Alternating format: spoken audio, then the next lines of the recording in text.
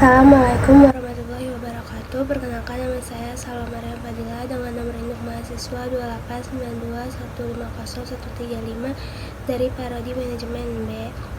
Yang terhormat Ibu dosen pengampu NG Winasari Kusmaningtyas, SIP, SEMM. Di sini saya akan menjelaskan materi tentang ruang lingkup ekonomi manajerial sebagai tugas ujian tengah semester.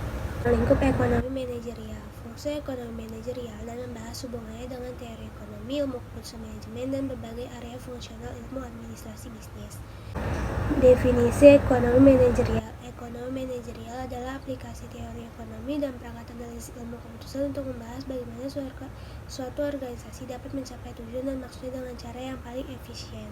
Terkaitan dengan teori ekonomi, suatu organisasi dapat memecahkan masalah keputusan manajemennya dengan menerapkan teori ekonomi dan perangkat ilmu keputusan. Teori ekonomi mengacu pada ekonomi mikro dan ekonomi makro. Teori ekonomi mikro adalah ilmu yang mempelajari tingkah laku ekonomi secara individual sebagai unit pengambil keputusan seperti konsumen individu, pemilik sumber daya, dan perusahaan bisnis di dalam sistem perdagangan bebas. Ekonomi makro adalah sebaliknya, ada ilmu yang membahas tentang output, pendapatan, pekerjaan, konsumsi, investasi, dan harga secara total atau agregat di perekonomian dilihat secara keseluruhan.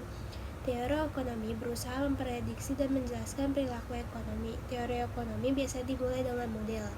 Model merupakan abstraksi dari banyak hal kecil yang melingkupi suatu kejadian dan mencari untuk menentukan beberapa faktor penentu yang paling penting atas suatu kejadian. Sebagai contoh, teori perusahaan mengasumsi bahwa perusahaan berusaha maksimumkan laba dan dengan dasar tersebut memprediksi berapa banyak suatu komoditas tertentu harus diproduksi oleh perusahaan pada berbagai bentuk struktur pasar atau organisasi yang berbeda.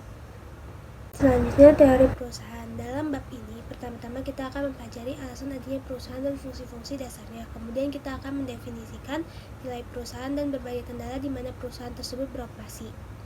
Berapa alasannya adanya perusahaan dan fungsi-fungsinya. Perusahaan atau firm adalah suatu organisasi yang menggabungkan dan mengorganisasikan berbagai sumber daya dengan tujuan untuk memproduksi barang atau jasa untuk dijual. Terdapat jutaan perusahaan di Amerika Serikat. Perusahaan-perusahaan tersebut meliputi perusahaan perorangan atau perusahaan yang dimiliki oleh satu orang, persekutuan atau kemitraan, atau perusahaan yang dimiliki oleh dua atau lebih orang, dan perseroan atau dimiliki oleh pemegang saham. Perusahaan-perusahaan ini menghasilkan lebih dari 80% dari semua barang dan jasa yang dihasilkan dari Amerika Serikat. Fungsi perusahaan oleh karena itu adalah membeli sumber daya dan input berupa tenaga kerja, modal, dan bahan mentah untuk diubah menjadi barang jasa untuk dijual. Pemilik sumber daya atau pekerja dan pemilik modal tanah dan bahan mentah kemudian menggunakan pendapatan yang diperoleh dari penjualan jasa atau sumber daya yang lain tersebut untuk membeli barang dan jasa diproduksi oleh perusahaan. Dengan demikian, lengkap sudah aliran sirkular aktivitas ekonomi atau circular flow of economy aktivitas tersebut. Tujuan dan nilai perusahaan. Ekonomi manajerial mulai dengan memostulasikan teori perusahaan yang kemudian digunakan untuk menganalisis pengambilan keputusan manajerial. Semula teori perusahaan didasarkan pada asumsi bahwa maksud atau tujuan perusahaan adalah memaksimumkan laba sekarang atau laba jangka pendek. Akan tetapi berdasarkan pengamatan, perusahaan seringkali mengorbankan laba jangka pendek untuk meningkatkan laba masa depan atau jangka panjang. Beberapa contoh dalam hal ini adalah pengeluaran untuk penelitian dan pengembangan atau lead bank, pembelian peralatan baru, dan peningkatan kegiatan promosi, karena baik keuntungan jangka pendek maupun jangka panjang sangat penting. Teori perusahaan sekarang mempostulatkan bahwa maksud atau tujuan utama perusahaan adalah untuk memaksimumkan kekayaan atau nilai perusahaan. Hal ini dicerminkan dari nilai sekarang atas semua keuntungan perusahaan yang diharapkan di masa depan. Keuntungan perusahaan di masa depan harus didiskontokan ke nilai sekarang karena nilai Rp1 atau $1 keuntungan di masa depan lebih kecil daripada nilai Rp1 atau $1 keuntungan saat ini. Keterbatasan teori perusahaan. Teori perusahaan yang mempostulatkan bahwa maksud atau tujuan perusahaan adalah memaksimumkan kekayaan atau nilai perusahaan telah dikritik karena terlalu sempit dan tidak realistis. Sebagai gantinya, beberapa teori yang lebih luas tentang perusahaan telah dikemukakan.